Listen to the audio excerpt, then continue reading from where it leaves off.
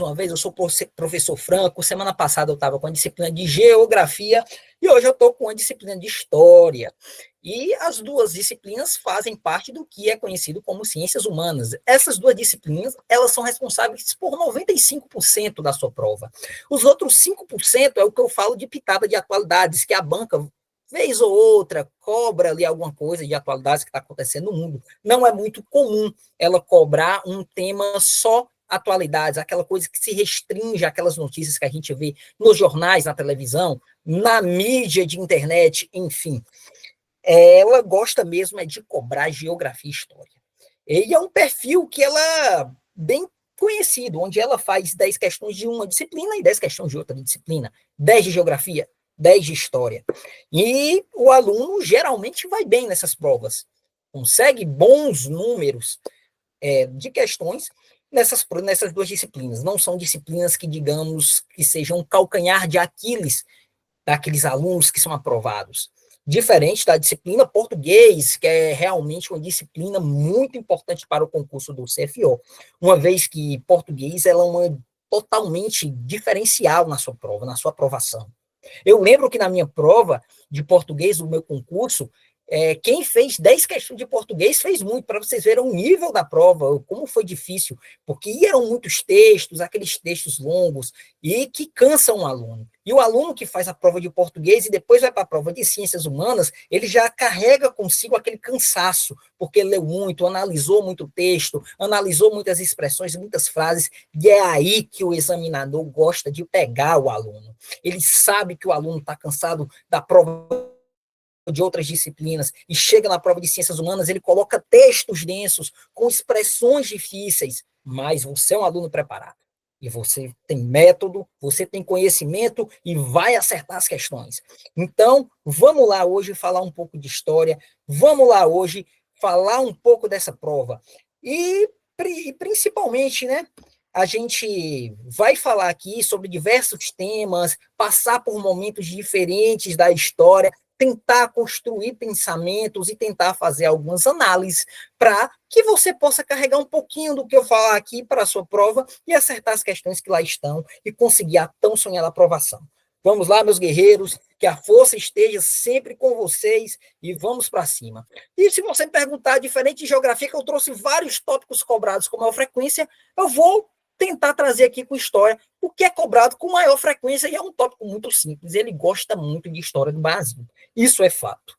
Tem os outros momentos históricos que ele cobra com uma certa frequência mais na prova de 2017, na prova de 2019, mas se fosse para apontar um tema, se fosse assim, eu não posso ir sem esse tema para minha prova, eu colocaria história do Brasil. Isso é um tema que realmente, como eu falo, tem que estar no sangue, na massa do sangue do concurseiro que vai prestar essa prova. E agora a gente vai falar aqui um pouco da mudança do perfil da prova. Na prova de 2017, na prova de 2019, que foi o meu concurso, ele tinha um perfil um pouco diferente, era uma prova textual. O que eu quero falar com prova textual? Ele dava um texto, que geralmente era denso, com algumas linhas de 5, 6, 7, 8 linhas, para você ler, e vinha com alternativas também igualmente extensas, onde você fazia algumas análises, e para marcar a questão ali que era correta, ou o item incorreto, quando ele pedia. E no concurso, que foi de 2023, se eu não me engano, ou foi 22, desculpa se o erro aqui, se eu não lembrei aqui qual foi o último concurso ano, mas ela passou a ser uma prova um pouco mais objetiva. O que é que eu falo com isso? O que é uma prova mais objetiva? Não tem tanto texto, e quando tem texto, os textos geralmente são mais curtos, e as assertivas também mais curtas. Você pensa comigo, é uma prova mais rápida. Sim, é uma prova mais rápida, mas é uma prova mais fácil? Não. Não posso garantir que seja uma prova mais fácil. Muito pelo contrário. Porque quando se tem uma prova objetiva, ou o aluno sabe, ou ele não sabe. Ou ele tem conhecimento do que está sendo pedido, ou ele não tem. Fica muito difícil acertar as questões sem ter um conhecimento, sem ter um certo domínio daquilo que ele está pedindo. Eu tenho que ser extremamente honesto com vocês. Eu vou ensinar métodos, eu vou ensinar alguns famosos bizus, mas o conhecimento é essencial. O conhecimento sobrepõe tudo. O conhecimento para a prova de história é primordial. Eu sei que história e geografia, todo mundo, como eu falei aqui, para ter um que estava conectada um pouco antes, todo mundo tem conhecimento dessas duas disciplinas. Porque desde o seu infantil até o terceiro ano do ensino médio, você teve contato com essas disciplinas. Então, ninguém está zerado. Todo mundo sabe alguma coisa. Você não está lembrado. Em algum momento ali, aquele tema, ele se perdeu na memória. Mas, em algum momento, você teve contato. Então, todo mundo tem uma história, todo mundo tem uma carga de conhecimento, então ninguém está zerado. Vamos lá, meus nobres guerreiros, vamos em frente e vamos aqui trazer um pouco de táticas e técnicas para ter uma melhor chance de sucesso nas questões de história. Então, eu vou trazer alguns pontos que coincidem com o que eu falo em geografia e outros novos. Tenha sempre muito cuidado com as assertivas que restringam ou menosprezem. O que é que eu quero falar com isso? Pensem comigo, pessoal. Se aquele fato histórico está sendo abordado pelos livros de história, cobrado nas provas, é diuturnamente rememorado na imprensa escrita, na imprensa televisiva, enfim, é porque foi muito relevante, foi muito complexo aquele fato. Mexeu com as estruturas sociais de uma determinada época. Então, nada é simples. Assertivas que tentam menosprezar um fato histórico, tentem restringir demais um fato histórico, você tem que ter muito cuidado, são assertivas muito espinhosas. Depois, cuidado com expressões e palavras absolutas. O que são expressões e palavras absolutas, professor? Eu falo para você, aquele sempre, aquele nunca, aquele exclusivamente, aquelas palavrinhas que você tem que ser sempre cuidado. Você bater o olho e falar, opa, tem que ligar um sinal de alerta. Pode ser que esteja certa? Sim, mas a chance de estar errada é muito grande. Tente estabelecer uma ordem cronológica. E se você falar aqui, professor, tem um desses pontos aqui que eu posso levar para a minha prova, que sejam mais importantes, eu falaria para você. Estabelecer uma ordem cronológica. Tentem se situar nas questões. Saber que momento histórico é aquele. O que aconteceu antes, o que aconteceu depois. Tentem estabelecer uma ordem cronológica.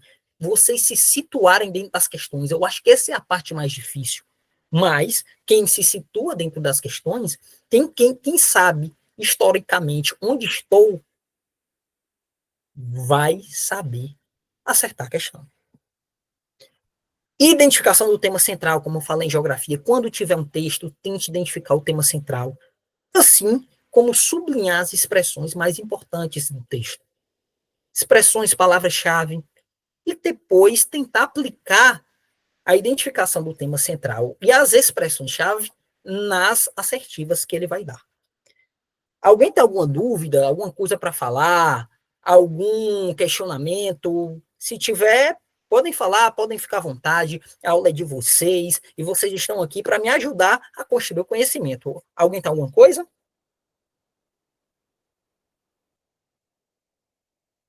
Não, professor, sem mistério. Pronto, show de bola. Valeu, meu amigo. Vamos passar, vamos seguir, porque agora é a hora de praticar aquilo que eu falei. Se eu falar por falar aqui, vai ser palavras ao vento, né? Vamos tentar praticar. Como eu falei, sempre o conhecimento vai sobrepor tudo. Vou passar aqui alguns métodos para a gente tentar acertar questões. Mas existem questões, como eu falei para você, que são de caráter extremamente objetivo. Ou o aluno sabe, ou o aluno não sabe. Então, isso é o quê? Mudança de perfil. Antes, quando as provas tinham textos mais densos e assertivas, com mais análises do texto, fica mais fácil. Até o aluno, sem saber a questão, consegue acertar, como a gente viu em muitas questões de geografia. Mas, com a mudança do perfil da última prova, a prova ficou um pouco mais objetiva. Um pouco não, bem mais objetiva. Então, ele exige realmente o conhecimento do aluno. E se eu te disser que um bizu resolve tudo, eu vou estar falando besteira, porque não resolve. Ele pode lhe ajudar em uma questão ou outra, uma assertiva ou outra, mas a fazer uma boa prova de história ou de geografia só na base do bizu, do método, não dá. O conhecimento de vocês tem que ser muito forte. Então, eu estou acreditando em vocês, que vocês estão estudando, que vocês vão estudar muita história, muita geografia e vão gabaritar essa disciplina, que com certeza 20 questões, vamos lá, se você acertar as 20, 19, 18 questões, pode ter certeza que vocês vão se diferenciar da grande maioria. Então, vamos em frente, meus queridos, e vamos para a nossa primeira questão. Todas as questões que eu trouxe aqui foram da última prova. Trouxe as questões, assim, digamos, de temas variados, como a última prova abordou, e de perfis variados também. Questões mais objetivas, questões mais de texto, enfim. Vamos lá, vamos resolver as questões. E na primeira questão aqui ele traz: em nome de Deus clemente e misericordioso. Para Deus, a religião é o Islã. E os adeptos do livro só discordaram por inveja, depois que a verdade lhe foi revelada. Porém, quem nega os versículos de Deus, saiba que Deus é destro em ajustar contas. Olha a fonte, como eu sempre falo, para observar a fonte ao Corão Sagrado. Versículo 19. O texto em destaque faz parte da escritura sagrada do islamismo, região fundada por Maomé, que tem uma função de suma importância na unidade do povo árabe. Atualmente, a cada 5 pessoas do planeta, uma professa a religião islâmica. Constitui o principal fundamento do Islã e tem a politeísmo, ou seja, a crença em muitos deuses, dos quais o principal é Alá. Monoteísmo, influência do cristianismo e do judaísmo, observado por Maomé entre povos que seguiam essas religiões. Culto dos santos e profetas por meio de imagem e ídolos. Item D, concepção do islamismo vinculada exclusivamente aos árabes, não podendo ser professada por povos inferiores. Princípio de aceitação dos desígnios de Alá em vida e negação de uma vida pós-morte. Você olha e você pensa da seguinte forma: ele trouxe uma parte de um texto muito curta. E olha como é interessante como ele fala. A ideia central ele já traz aqui quando ele fala: o texto em destaque faz parte da escritura sagrada do islamismo. Opa! Então, qual a ideia central do texto? Vocês concordam comigo que é a cultura do Islã? Ele traz aqui a religião do Islã? O ponto assim que a gente pode falar que é central do texto é o islamismo? É isso, é sim, porque é o que ele traz na questão, quando ele faz escritura sagrada do islamismo. O texto em destaque faz parte da escritura sagrada do islamismo, religião fundada por Maomé. E ele pergunta, objetivamente, constitui o principal fundamento do Islã.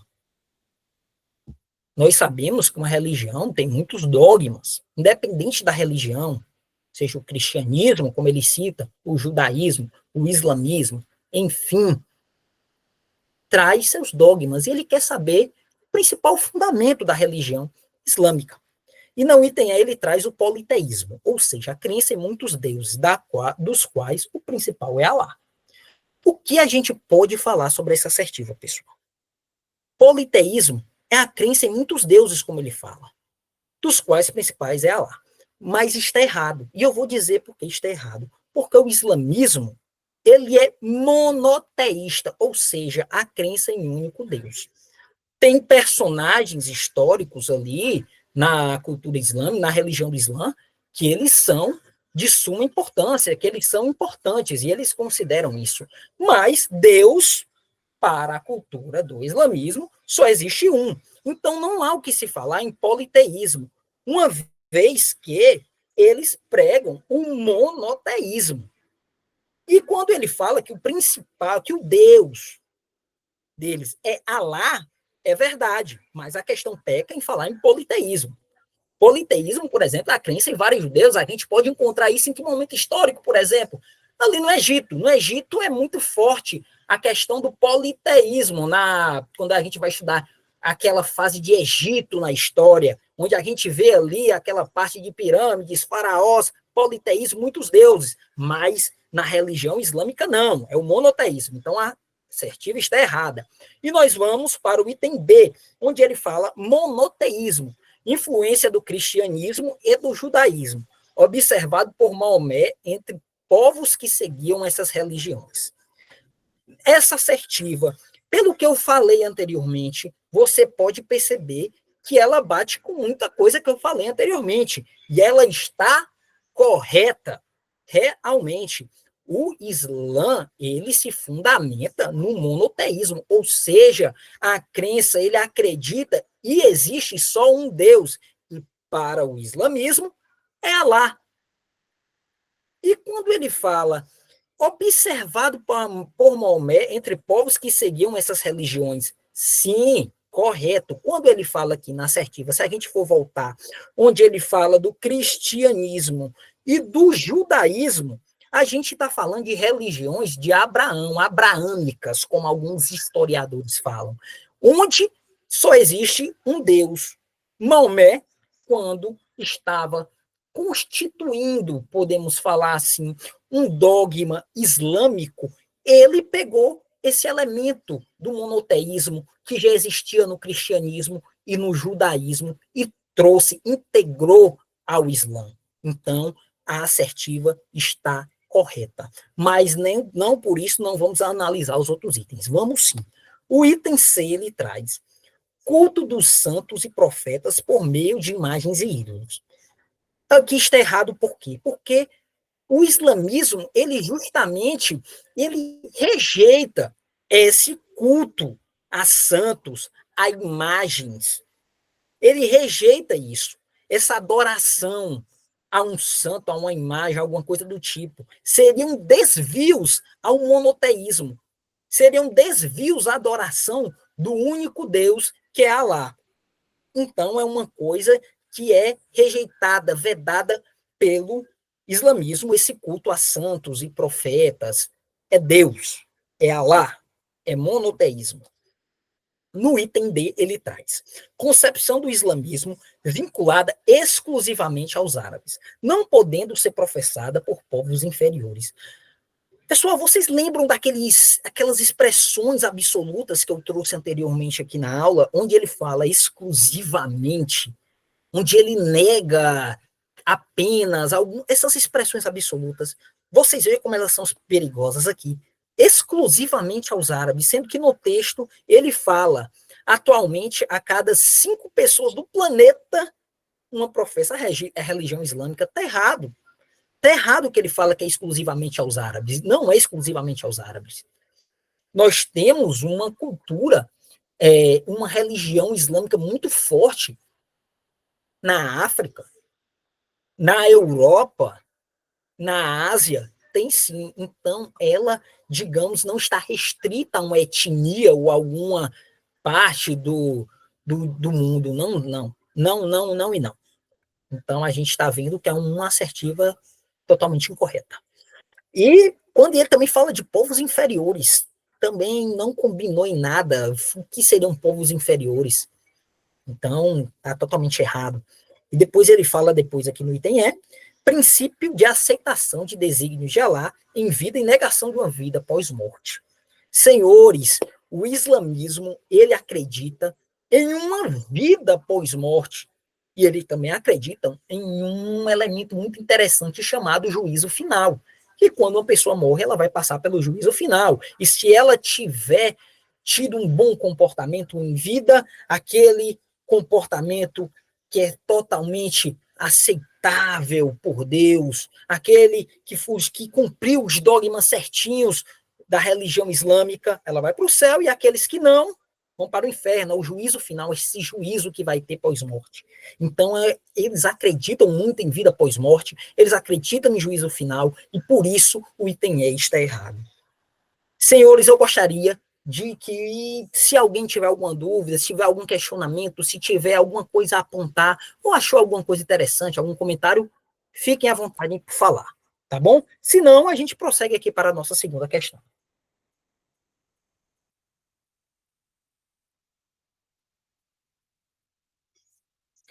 Então, vou entender aqui que tá tudo tranquilo, todo mundo entendeu, e a gente vai para a nossa segunda questão. Tudo ok. Pronto, show de bola, meus amigos. Então, vamos lá, vamos para a nossa segunda questão, nessa véspera de feriado, que eu tenho certeza que vai fazer a diferença na aprovação de vocês lá na frente, quando vocês estiverem lá na Academia de Polícia Militar. Vocês vão lembrar, eu estudei inúmeras vésperas de feriado para estar aqui, e com certeza vocês vão vencer essa prova, vocês vão vencer a academia, vocês vão vencer no oficialato e vão vencer na vida também, como um todo, se Deus quiser. Então vamos nessa e vamos para a nossa segunda questão. O processo de independência do Brasil é comumente datado a partir de 1808, com a chegada da família real portuguesa a terras brasileiras. A verdade dessa proposição reside, sobretudo, na montagem pelo príncipe e depois rei Dom João VI de um aparelho governativo no Brasil. Com relação a esse período, que antecedeu a independência de fato, analise as alternativas a seguir. E nós vamos para o nosso assertivo 1. A abertura dos portos, decretada por Dom João VI, finalizou o monopólio comercial português e liberou o Brasil para o comércio com as nações amigas, em particular a Inglaterra. Assertiva número 2. O Banco do Brasil, criado em 1808, serviu como instrumento financeiro do Tesouro Real, embora sua finalidade declarada fosse a de atuar como instituição creditícia dos setores produtivos, como o comércio, a agricultura e a indústria.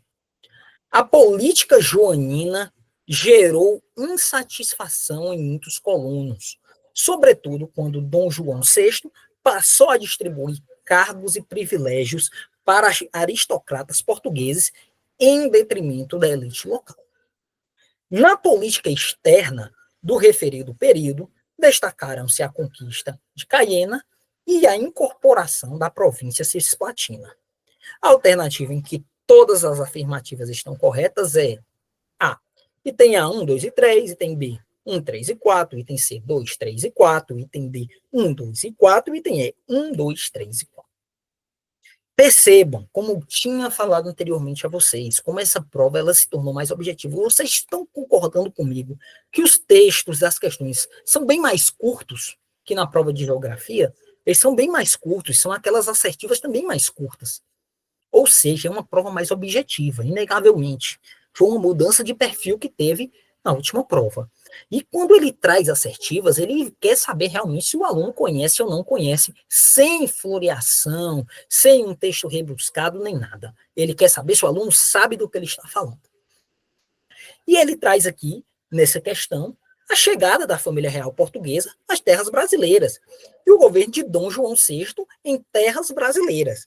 E quando ele fala no item 1, que a abertura dos portos decretadas por Dom João VI finalizou o monopólio comercial português e liberou o Brasil para o comércio com as nações amigas, em particular a Inglaterra.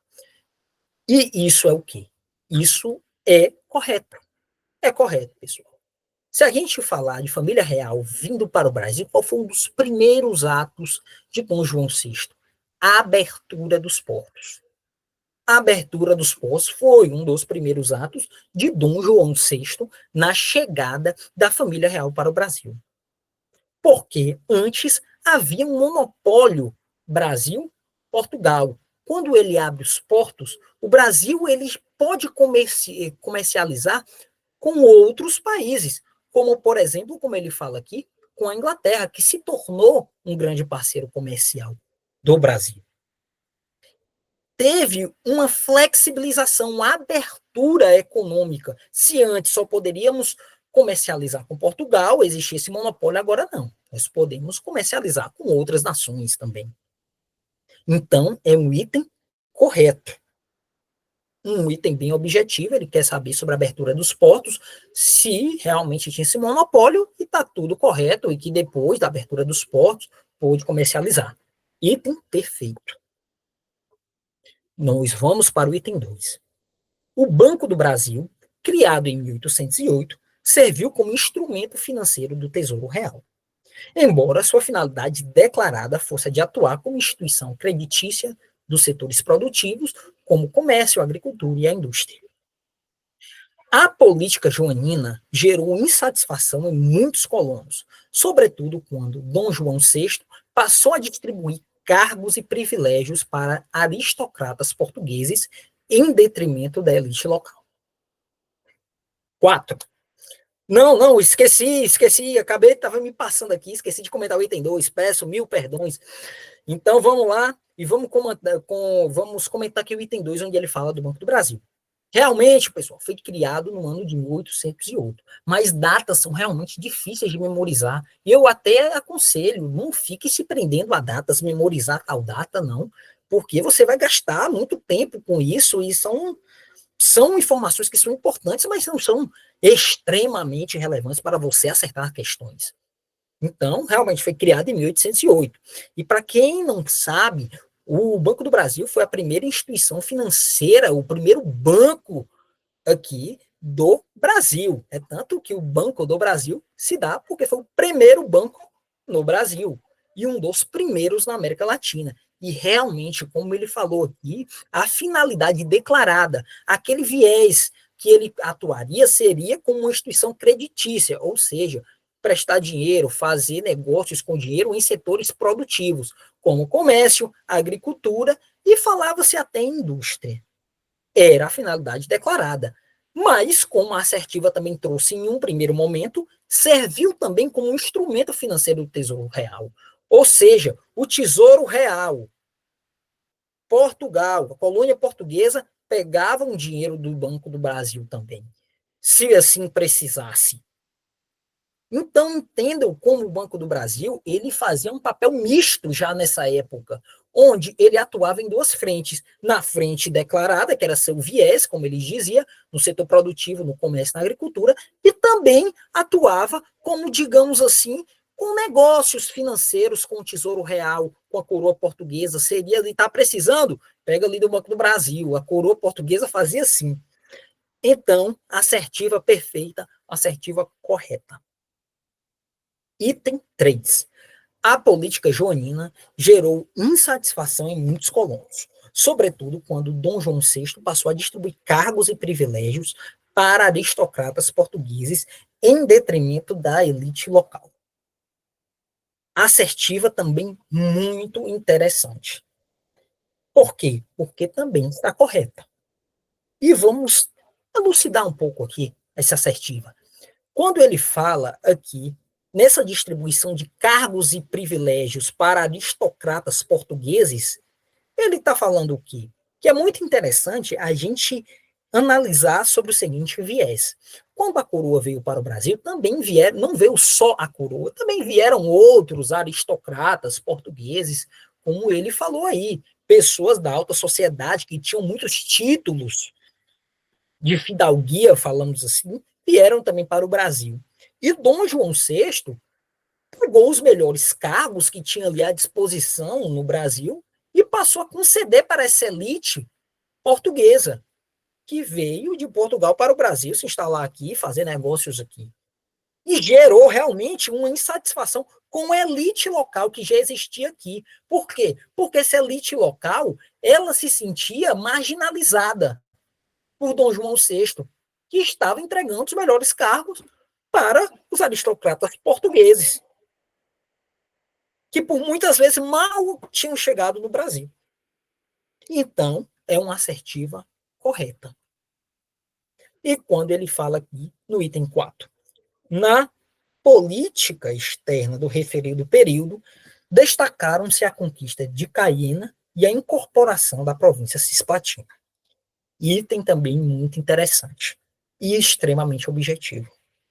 Item correto. O que é que ele está falando aqui? Percebam, quando ele fala em política externa e conquista de Caiena e incorporação da Cisplatina, ele está falando de uma expansão da coroa portuguesa em terra sul-americana.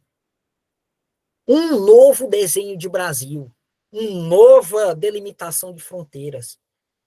Eles queriam expandir o território brasileiro. E quando a França se aliou à Espanha, que eram duas nações ali que tinham conflitos com a coroa portuguesa, o que foi que eles fizeram? Conquista de Caiena. E onde era que pertencia Caiena? Guiana Francesa. É da França hoje, mas no momento Portugal invadiu. E a incorporação da província de Cisplatina, que hoje é semelhante ao território do Uruguai.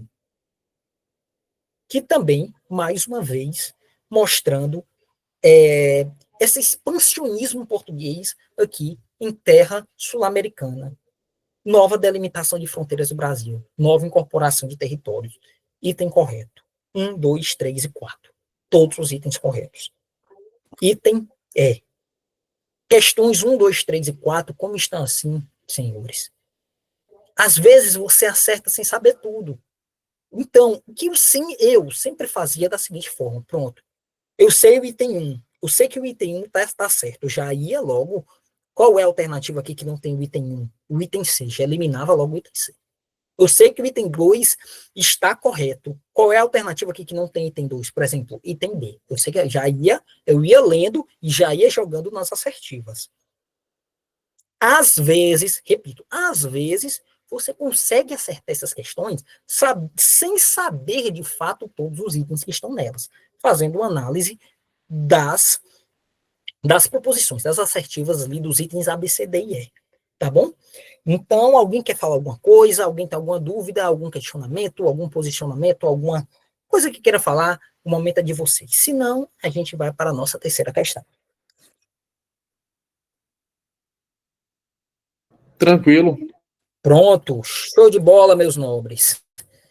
A gente sabe aí, não sei se vocês viram a notícia, quem acompanha até as redes sociais, a Polícia Militar da Bahia abriu um concurso do CFOA, que é o curso de formação de oficiais auxiliares, né, que para quem já é da tropa, os subtenentes ali que fazem esse concurso para estar lá também na Academia de Polícia Militar, 200 vagas. Então, eu acredito, não sei se vocês também interpretam dessa forma, que é uma sinalização, né, que está acontecendo, que a instituição ela quer fazer realmente essa formação de oficiais, Eu ia falar com o senhor agora sobre isso. ela tem interesse mesmo em formar oficiais. Quando você vê um outro quadro abrindo concurso, então você já pode ligar também um sinal de alerta que coisa boa está vindo aí. Eu penso da seguinte forma, né? Não sei vocês, alguém tem uma opinião? O colega quis falar, falou alguma coisa aqui. Quer falar, colega? Pode ficar à vontade, viu?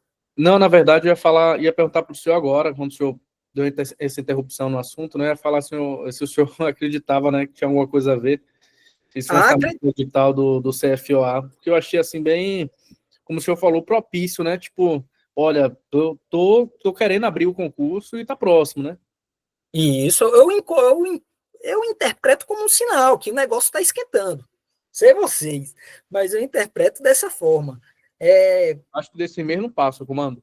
Exatamente. E o que acontece é o seguinte: no meu concurso, por exemplo, nós entramos, ficamos sozinhos, pouco tempo depois chegou uma turma de CFOA. Pouco depois de entrarmos, chegou uma turma de CFOA, e quando nós estávamos para sair, também entrou uma turma de CFOA lá na Academia de Polícia Militar. Então, assim como o concurso de formação de oficiais, o CFO que vocês vão prestar, está acontecendo, os outros quadros também estão acontecendo. Isso mostra muito da instituição que quer formar oficiais. As coisas estão esquentando. Eu tenho certeza que esse período que vocês estão passando agora, ele é essencial para a preparação. Ele é de fundamental importância para a preparação. Estudar antes do edital é de suma importância. Em outro momento, em outros concursos, as pessoas chegar, passou sem estudar, estudou depois que o edital saiu. Hoje nós sabemos que o negócio profissionalizou, que o negócio está cada vez mais profissional de fato, as pessoas estão se dedicando pré e pós-edital e estão conseguindo os seus cargos públicos, estão conseguindo entrar para soldado da Polícia Militar, para oficial da Polícia Militar, e eu tenho certeza que com vocês não será diferente. Vocês vão conseguir entrar na instituição e, como eu sempre falo, se o seu momento não for esse, que eu torço para que seja esse, mas se não for, existem outras oportunidades. A instituição está, ano após ano, realizando concursos para o CFO, para a turma de soldados. A gente sabe que é uma política institucional mesmo, essa valorização do policial, essa valorização de captar pessoas através dos concursos internos, os concursos externos. Então, eu acredito muito em vocês, e essa preparação pré-edital aqui, ela é importante, é onde vai fazer sua base, é onde vai lhe formar para a aprovação. Então, vamos lá. Alguém quer falar mais alguma coisa, algum posicionamento, algum questionamento, ou eu posso seguir? É rapidinho, professor, só para eu tirar a dúvida, já que o senhor entrou nesse contexto. Pronto, fale aí. Se eu souber. Não, é o seguinte, com relação à turma de excedente, claro que, com fé em Deus, eu não espero ficar na turma de excedentes, né? Vai ficar aquela ansiedade, aquela tensão, mas geralmente chama 50 a mais, né? Esses excedentes, como é que funciona essa chamada? É a partir do diário oficial? O cara tem que ficar ali olhando o diário oficial todo dia, aguardar? Eu falo porque é mais uma curiosidade, não sei se é só minha, e ontem mesmo eu tava vendo, né, no Instagram da PM, e aí eu até conheço um rapaz que ele entrou, só que ele tá no primeiro ano, e ele passou no concurso do 22, só que a nota dele, acho que foi 72,50, a nota de corte foi 73. Eu tenho essa curiosidade, assim, de saber como é que funciona esse chamamento, né, do excedente. Pronto, amigo. É justamente como você falou, eles fazem esse chamamento no diário oficial. No diário oficial. Por exemplo, eu vou dar o exemplo do que aconteceu comigo, né, que eu acompanhei mais de perto. Eles chamaram as vagas que o curso que tinham falado anteriormente, se eu não me engano, era 60 vagas, se eu não me engano. Aí o que foi que eles fizeram? Chamaram os 60 primeiros, e pouco tempo depois, poucos dias depois, eu acho que uma semana no máximo, saiu no diário oficial a chamada dos excedentes. E assim começamos todos juntos. Aqueles que passaram dentro das vagas e aqueles que foram chamados posteriormente como excedentes. Mas esse chamamento foi via diário oficial. Te respondi? Respondeu, mas no caso, comando, por que esse aluno mesmo, por exemplo, está no primeiro ano e ele foi do concurso de 2022 e o outro está no segundo ano, sendo que foi do mesmo concurso? Pronto, é porque foi o seguinte, nesse concurso que eles fizeram foi diferente. O que foi que aconteceu? Eles abriram 150 vagas, e as 75 primeiras seriam da primeira turma e as 75 últimas seriam da segunda turma. Então, o que foi que aconteceu? Teve 150 aprovados. Você concorda comigo? Está acompanhando? Positivo, positivo. Certo. E desses 150 aprovados, 75, os 75 primeiros entraram primeiro e no outro semestre entraram os 75 últimos. Então ficou da seguinte forma: 2023.1 e 2023.2. Conseguiu entender, amigo? Perfeitamente, perfeitamente. Pronto, Obrigado. show de bola. Então foi o que foi que aconteceu, foi diferente do meu concurso. Nesse momento, o que foi que eles fizeram? Abriram 150 vagas, 75 no 2023.1 e 75 ficaram para 2023.2. Para o segundo semestre e outra para o primeiro semestre. Mas Entendi. foram do mesmo concurso. Show. Tudo certinho? Tudo ótimo, tirou minha dúvida. Tá certo. Pronto, show de bola. Então vamos passar aqui, vamos para mais uma questão, vamos sedimentar o conteúdo, vamos para cima. E nossa questão 3 fala: o Levante tornou-se legendário. Karl Marx o considerou a primeira revolução da classe operária.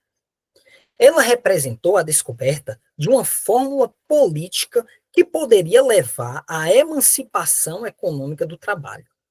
O exemplo da possibilidade de realização de um sonho. Em toda a Europa, as classes governantes sentiram-se ameaçadas. Campos e Miranda, é escrita da história, São Paulo, Escola Educacional 2005. página 343. Nas alternativas a seguir, identifique esse movimento que se associou ao desenvolvimento do movimento operário e do socialismo. Item A, a conspiração dos iguais. Item B, a Revolução de 1830. Item C, a Comuna de Paris. Item D, o movimento ludista. Item E, a Primavera dos Povos. Percebam, senhores, aqui como é uma questão ou o aluno sabe ou o aluno não sabe. Não tem como ficar floreando muita coisa. Aqui foi extremamente objetivo. Eu sempre gosto de trazer essas questões, porque não existe fórmula mágica. Às vezes, funciona o bizu, mas outras vezes só vai no conteúdo. E são essas questões que vão lhe diferenciar. Então, vamos tentar aqui fazer aqui elucidar o que foi cada coisa. Primeiro, ele fala aqui de Karl Marx. Depois, ele fala de uma revolução de classe operária, onde ele fala que poderia levar uma emancipação econômica do trabalho e que as classes governantes sentiram-se ameaçadas. E ele quer saber que movimento foi esse. Que movimento foi esse que Karl Marx olhou e falou: essa foi a primeira revolução de classe operária, de verdade, de fato. Foi a conspiração dos iguais, a Revolução de 1830, a Comuna de Paris, o movimento ludita, a Primavera dos Povos. Então a gente vai falar aqui de cada item. E quando a gente fala... Chutar. Oi? Eu ia chutar. Realmente, eu vou ser sincero com você. Essa questão aqui, ela, se a gente trouxer aqui numa prova, ela é uma questão que eu considero difícil. Ela foi do último CFO, comando? Eu lembro dessa questão, eu acertei. Foi do último CFO, tirei de lá mesmo. Eu acertei essa questão só por causa de um nome. Pronto, depois eu vou pedir para você guardar esse nome aí, e vou pedir para você falar no final, beleza? No final você me lembra e você vai ajudar aqui a gente, beleza? Pronto, então vamos lá. E quando ele fala de conspiração dos iguais, que foi um movimento que realmente aconteceu na França. Ele tinha esse viés realmente socialista. Ele, inclusive, pedia o fim da propriedade privada. Olha que interessante. Isso é muito compatível com o socialista, com o pensamento socialista. Sendo que teve um porém. A conspiração dos iguais, ela foi reprimida e se desfez antes de virar revolução. Foi um movimento que não chegou a ser uma revolução. E o texto fala que foi uma revolução. Considerou a primeira revolução, então não pode ser ela. Olha que difícil, pessoal. Olha que item espinhoso. Realmente ter um viés socialista, fim da propriedade privada, por exemplo, mas não chegou a se concretizar uma revolução. Então, item errado. Depois nós vamos para a Revolução de 1830, que também aconteceu na França. E resultou na abdicação de um rei, Carlos X, e a entrada de outro monarca, chamado Luís Filipe. Tinha um caráter realmente revolucionário. Mas os objetivos dela eram mais liberais que os socialistas pregavam. E um fato muito importante, ela não se restringiu a uma classe operária. Tiveram outras classes ali que participaram. Então, não é aquele cerne que Karl Marx está falando no texto. Não foi a revolução da classe operária, porque tiveram outras classes que participaram. Não era essencialmente socialista. Tinha alguns princípios liberais. Então, é um item errado. Depois, ele vem com a Comuna de Paris.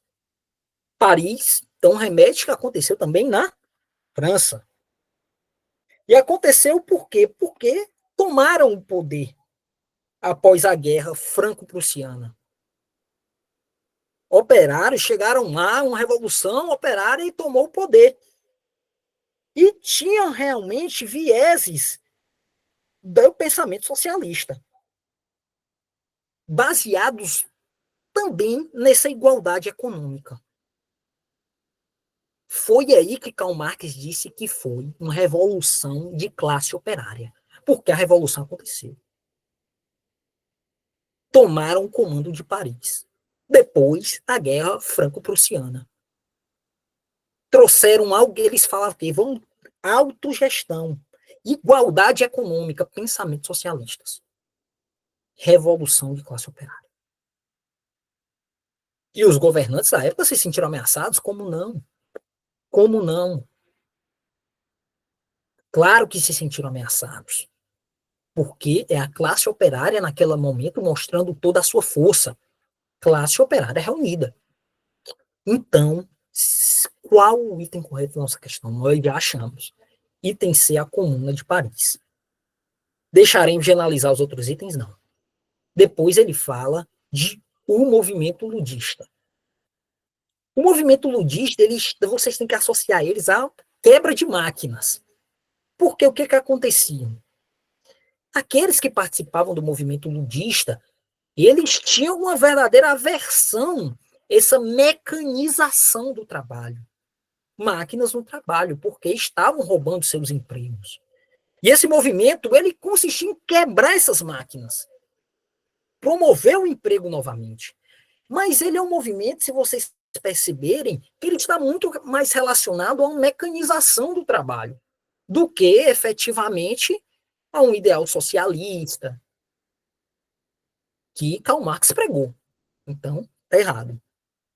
E depois ele fala que a Primavera dos Povos. O que foi a Primavera dos Povos? Foram revoluções que aconteceram naquela época, mas foram revoluções liberais, que é justamente o oposto de que Karl Marx e o movimento socialista pregavam. Então, é o item C. Essa questão eu trouxe para mostrar que na sua prova vão ter questões fáceis, médias e também vão ter questões difíceis. O pessimista olha essa questão e fala: eu estou mal porque eu não sabia. O otimista vai olhar de outra forma. Pô, agora eu já sei. Então, essa é a questão. Alguém tem alguma dúvida, alguma coisa para falar? Se não, eu vou pedir para o nosso colega falar como ele resolveu essa questão através de uma palavrinha. E, colega, pode ficar à vontade, viu? Não, professor, tranquilo. Na verdade, não sei se foi bem um chute direcionado. Eu acertei essa questão porque eu associei Karl Marx ao socialismo, né? Uhum. E eu me lembrei da Comuna, assim, bem por baixo. Acho que foi mais por Karl Marx mesmo que eu disse, não, é a Comuna de Paris, eu acabei acertando. Pronto, é uma forma também, né? Associou ali a comuna, a comunismo, a Karl Marx, socialismo, aquilo tudo, e terminou por chutar, né? E dá certo. Aquele chute no ângulo. Com certeza aí. Mas muito obrigado, colega, pela sua participação. Mas fica aí. Alguém quer falar alguma coisa? Alguém tem algum outro apontamento para se fazer nesse momento?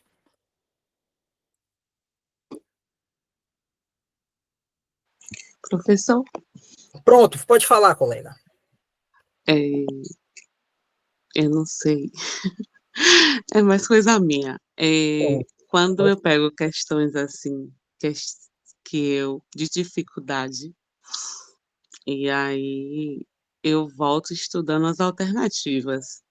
Uhum.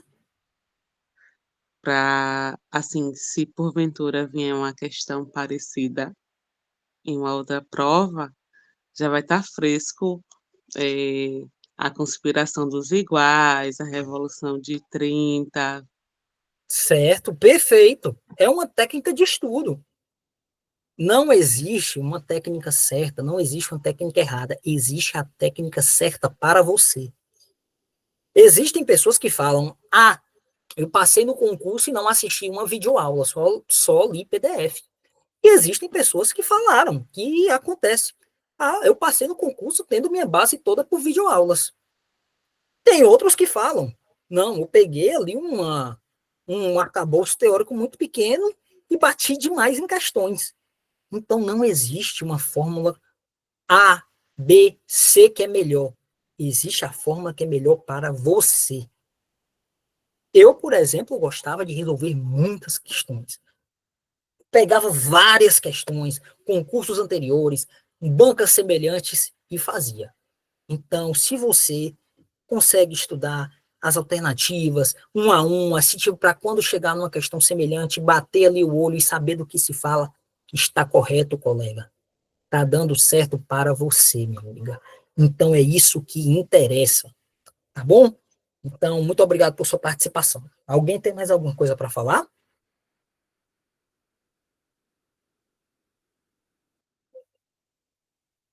Então, vamos lá. Vamos para a nossa questão. E, mais uma vez aqui, Brasil. Vocês viram que Brasil aqui, ele apareceu nas nossas 4 questões em 2, né? Então, história do Brasil, eles gostam demais desse negócio de Brasil colônia, eles gostam demais dessa parte que fica a perguntar sobre os presidentes, sobre seus feitos, sobre esse tipo de coisa. A banca de um verdadeiro afeto sobre Brasil. Então, nós vamos lá para a nossa questão 4, onde ele fala: um mineiro de Diamantina, Juscelino Kubitschek, destacou-se por seu estilo empreendedor, quando foi prefeito de Belo Horizonte e governador de Minas Gerais. Conhecido como presidente Bolsa Nova, no seu mandato, inaugurou seu governo com otimismo e grandes projetos.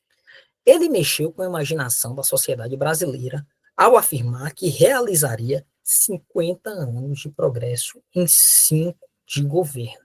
50 em 5. O fator que possibilitou essa política populista de crescimento acelerado da economia proposta pelo governo JK foi o incentivo aos investimentos privados em infraestrutura, como energia, estradas e siderúrgica. O estímulo de investimentos externos, a implantação de empresas multinacionais no Brasil e a obtenção de empréstimos no exterior. Item C. Intervenção direta do Estado na indústria pesada, automobilística e bens de consumo não durável. Um conjunto de reformas de base, como a agrícola, urbana, bancária e fiscal, objetivando liberar capitais especulativos improdutivos. Uma política de defesa da agricultura nacional, pretendendo o aumento da produção de cereais e frutas para a exportação. Então, ele fala de Juscelino Kubitschek, JK, 50 anos de progresso em 5, e ele pergunta qual o fator que possibilitou essa política populista de crescimento acelerado da economia proposta por Juscelino Kubitschek. Qual foi o fator que impulsionou esse governo Juscelino Kubitschek? Qual foi esse fator, qual foi esse artífice que fez com que grande parte das coisas acontecessem? É isso que ele pergunta na questão. E quando ele me traz item A, ele traz o incentivo aos investimentos privados em infraestrutura, como energia, estradas e siderúrgicas. Temos que analisar da seguinte forma: JK, ele investiu em energia, estrada e siderúrgica. Mas esse não foi o viés principal dele. Incentiva aos investimentos privados, não. Qual foi o centro de JK? Trazer dinheiro para o Brasil, do exterior para o Brasil. Captar empresas, grandes multinacionais, para trazerem suas atividades para o Brasil. Lembrem-se que foi o presidente que construiu a cidade de Brasília.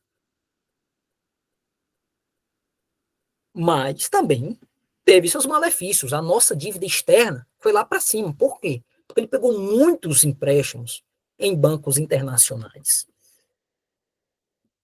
Então, quando ele traz que o que possibilitou tudo isso foi incentivo aos investimentos privados, não foi. O que possibilitou tudo isso foi o capital estrangeiro, e não esses investimentos privados. Teve investimento, sim, na energia, estradas siderúrgicas, mas não foi a ideia central de Juscelino. Item B. O estímulo de investimentos externos, a implantação de empresas multinacionais no Brasil e a obtenção de empréstimos no exterior. Exatamente o que eu falei. Isso foi o que possibilitou toda a política de Juscelino Kubitschek. Investimentos externos, trazer o dinheiro estrangeiro para o Brasil, trazer essas multinacionais para operarem no Brasil, pegar empréstimos junto a instituições financeiras internacionais. Nossa dívida externa aumentou consideravelmente. Então, é todo o centro de pensamento do governo Juscelino Kubitschek. O nosso item B está correto. Então, intervenção direta do Estado na indústria pesada, automobilística e bens de consumo não duráveis. O que está errado, porque a intervenção ele não foi um intervencionista do Estado na indústria automobilística. Ele trouxe a indústria e deu benefícios para que eles operassem no Brasil. Concedeu benefícios para todo esse capital estrangeiro aportar no Brasil, para ser um país interessante. Então, ele não interviu o Estado na economia. Então, é um item que não tem sentido. Item errado. Item D. Um conjunto de reformas de base, como agrícola, urbana, bancária e fiscal, objetivando liberar capitais especulativos improdutivos. Reformas de base estão relacionadas a um outro presidente, que foi posterior a Juscelino Kubitschek, que foi João Goulart. João Goulart que tinha essas reformas de base. Ele entendia que o Brasil precisava fazer reformas agrícolas, por exemplo. A gente está falando aqui de redistribuição fundiária. Entendeu? Então, é um item que não faz sentido, porque estaria mais próximo, é um item que é uma linha de governo que não é a de Juscelino Kubitschek, é de João Goulart. E o item é uma política de defesa da agricultura nacional, pretendendo o aumento da produção de cereais e frutas para exportação. É importante a gente lembrar que teve investimentos na agricultura, essa área fiscal aqui, como ele falou em outro item, urbana, mas não era o fator principal que possibilitou tudo isso, que possibilitou todo o governo de Juscelino Kubitschek ser um expansionista, digamos assim, foi essa política de atração do capital estrangeiro, atração de multinacionais, pegar dinheiro de instituições financeiras do exterior. Então, não foi a agricultura nacional. Política de agricultura nacional, produção, não foi isso. Então, a gente tem, que é o item B, que é justamente tudo que a gente falou aqui, estímulo de investimentos externos, implantação de empresas multinacionais e obtenção de empréstimos no exterior. E também temos que apontar o malefício, que é o quê? O aumento da dívida externa. Cresceu consideravelmente. Perfeita essa questão? Alguém tem alguma dúvida? Alguém tem alguma coisa a falar?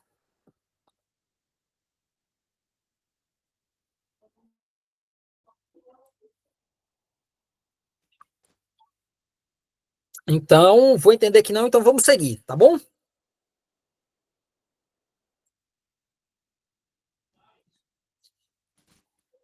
E questão 5. Antes de começar aqui a questão 5, pessoal, eu gostaria de falar aqui para vocês, aqui, que vocês percebem que a prova de história, como foi diferente daquelas questões que a gente fez da semana passada de geografia, onde os textos eram muito densos, né? Você percebe que os textos não são difíceis de se interpretar, são fáceis. E as alternativas, elas não têm muitas, digamos assim, pegadinhas ou alguma coisa, não. É extremamente objetivo. Ou o aluno sabe ou o aluno não sabe. A gente tem que ser extremamente sincero, que o perfil mudou na última prova, como a gente vem falando aqui.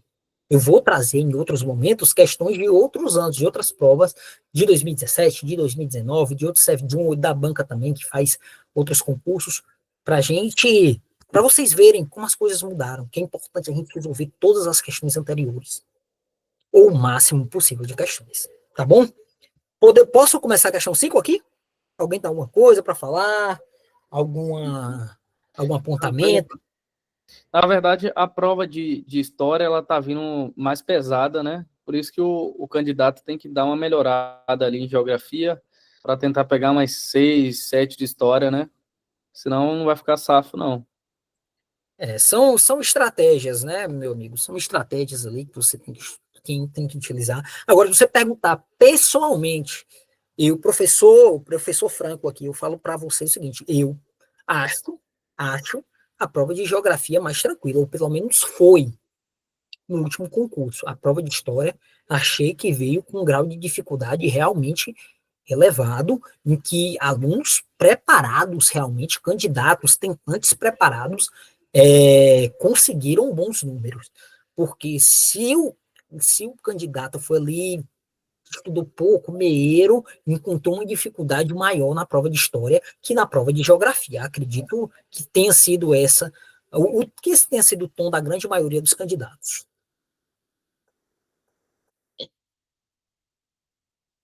Então, vamos lá. Questão 5. O ex-governador de Alagoas, Fernando Collor de Mello, foi eleito presidente com apenas 40 anos, o mais jovem da história brasileira. A sua campanha eleitoral inspirou-se de forma significativa no tema da moralização política e administrativa. Das alternativas a seguir, aquela que indica um outro candidato à presidência da República que explorou preferencialmente a mesma temática é a Tancredo Neves, Jânio Quadros, João Goulart, José Sarney, Fernando Henrique Cardoso. Então, o que é que ele está falando na questão? Fernando, que ele falou aqui no texto, que Fernando Collor de Mello, na sua campanha eleitoral, ele inspirou-se, ele teve como um tema central, ele gostava de bater em moralização política e administrativa, combate à corrupção, combate ao que ele chamava de marajás. Ele era conhecido, inclusive, como o caçador de marajás.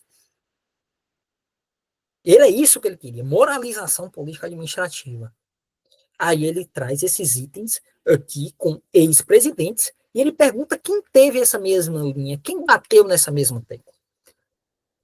Você olha assim, todos bateram. Quem é o candidato a presidente que não vai bater no tema combate à corrupção? Todos vão. Mas quem de forma mais veemente tornou isso como seu tema central de campanha? Ele quer saber. E ele fala aqui de Tancredo Neves no item A. É uma assertiva errada. Por quê?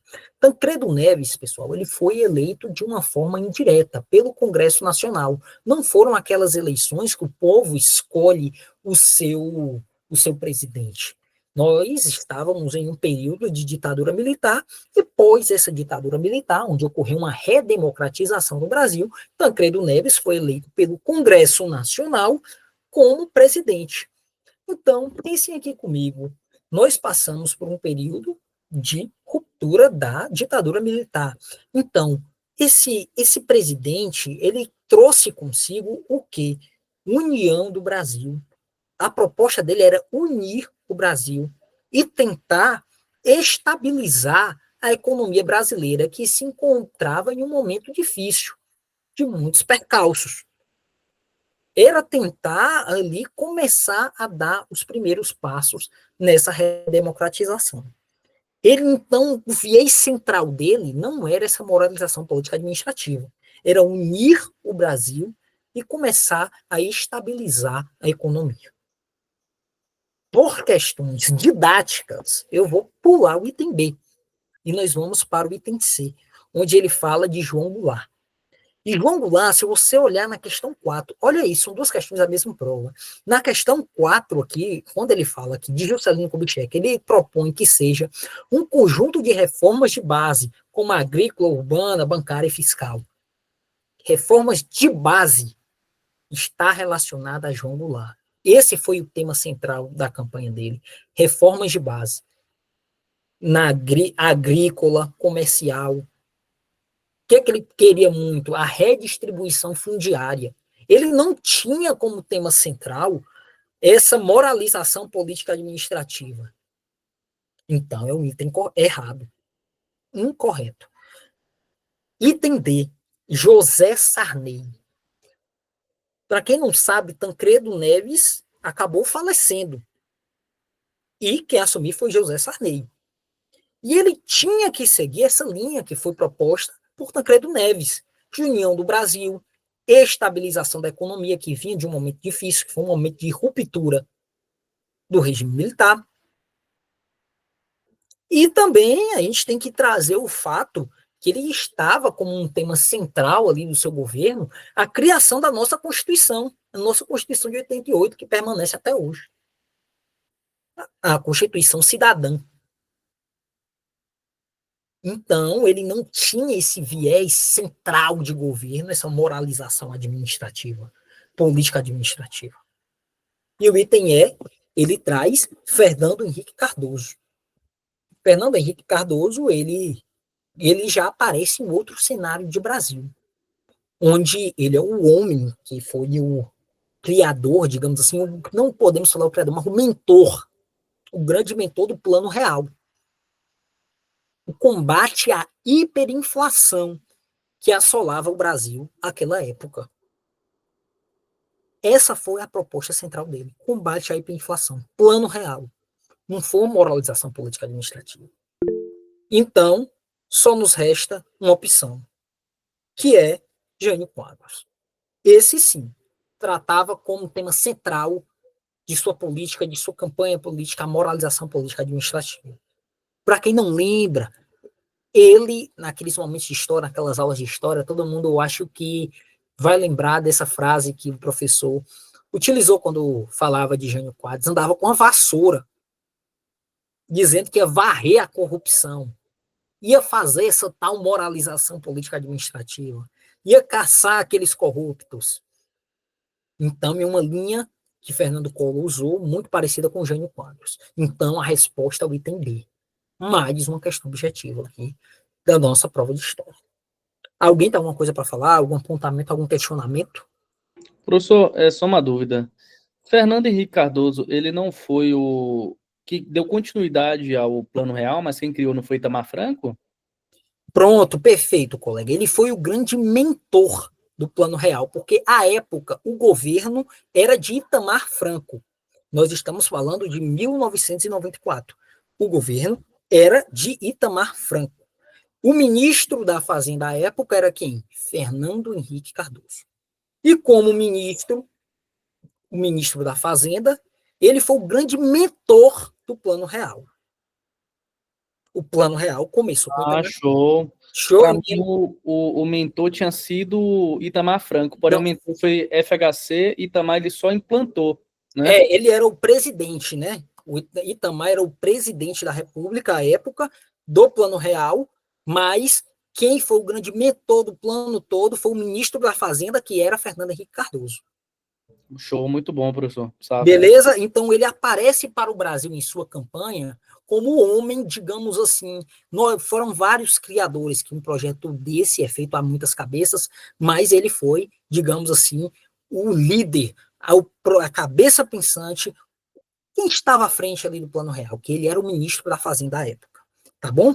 Então, dúvida respondida, colega? Safo. Pronto, vamos lá. Alguém mais alguma dúvida? Algum apontamento?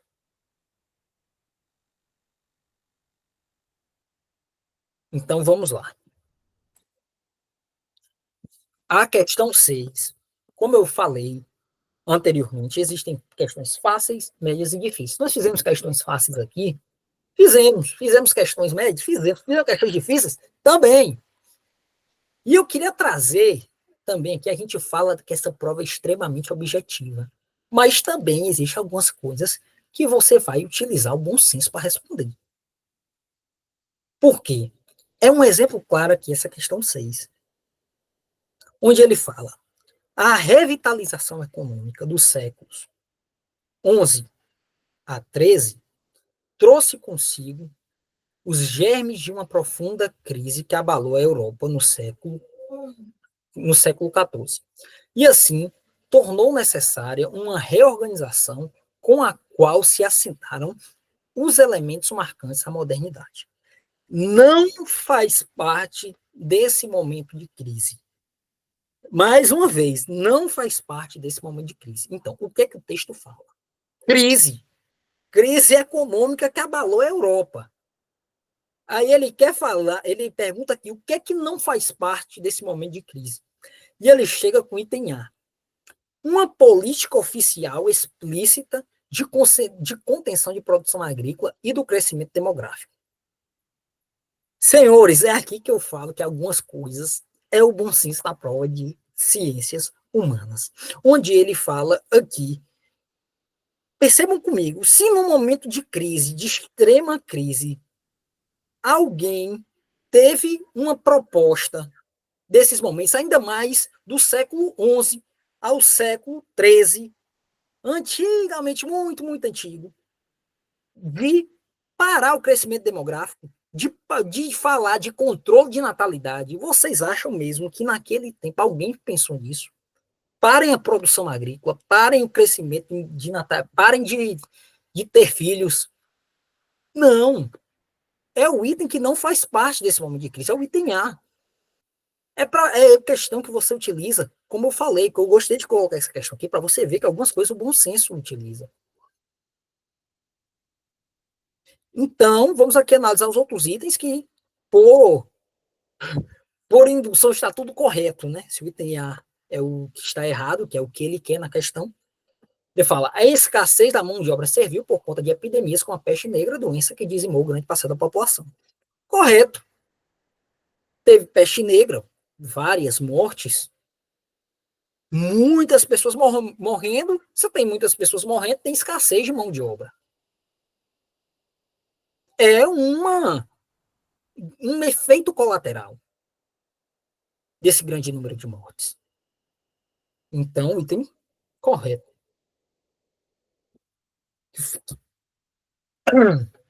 A desorganização da produção causada pela incidência de guerras, como a Guerra dos 100 Anos. Sim, a Guerra dos 100 Anos provocou uma imensa desorganização. E essa desorganização em muitos setores sociais. Depois ele fala aqui, o aumento da mortalidade provocada pela grande fome, que gerou uma imensa miséria no campo.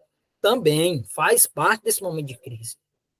Mais uma crise, grande fome, gerou uma imensa miséria no campo. É um efeito colateral.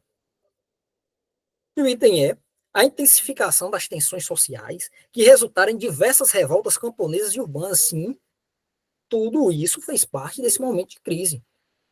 Porque as pessoas não tinham base. Então percebam que você mata a questão, às vezes, pelo bom senso. Em um momento muito, muito remoto da história, um momento de extrema crise, é conveniente falar em contenção de produção agrícola, de pedir para as pessoas pararem de ter filho, de crescimento demográfico? Não. Então é o item errado, que é o que a questão procura. Então, com essa questão, alguém tem alguma coisa para falar? Alguém tem algum apontamento? Queira falar alguma coisa sobre essa questão?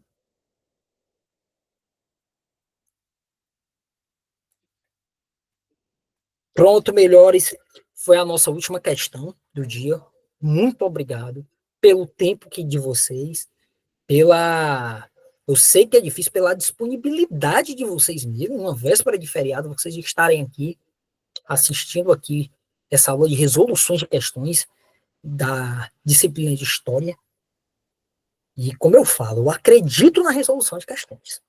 A resolução de questões é extremamente fundamental para os concurseiros hoje que vão prestar qualquer concurso. Tem que resolver questão. Quanto mais questões você fizer, mais preparado você vai estar. Em todas as disciplinas. E como a gente sabe, não sei se vocês sabem disso, mas muitas bancas de concurso ele trabalha com banco de dados. Tem um banco de dados, e em algum momento eu não posso falar que as questões se repetem, mas os temas aparecem com uma certa frequência. Volta e meia eles reaparecem, é normal. Por isso que eu acredito na resolução de questões. Tá bom? Muito obrigado. Que a força esteja sempre com vocês. Tá aqui, véspera de feriado, é difícil. Não é fácil. Vocês são guerreiros.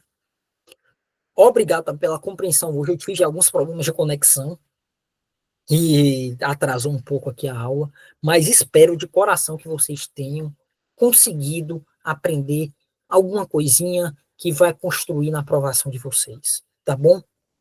Eu sou o professor Franco, eu estou aqui à disposição para dúvidas, para qualquer outra coisa relacionada ao concurso aí que vocês queiram falar sobre.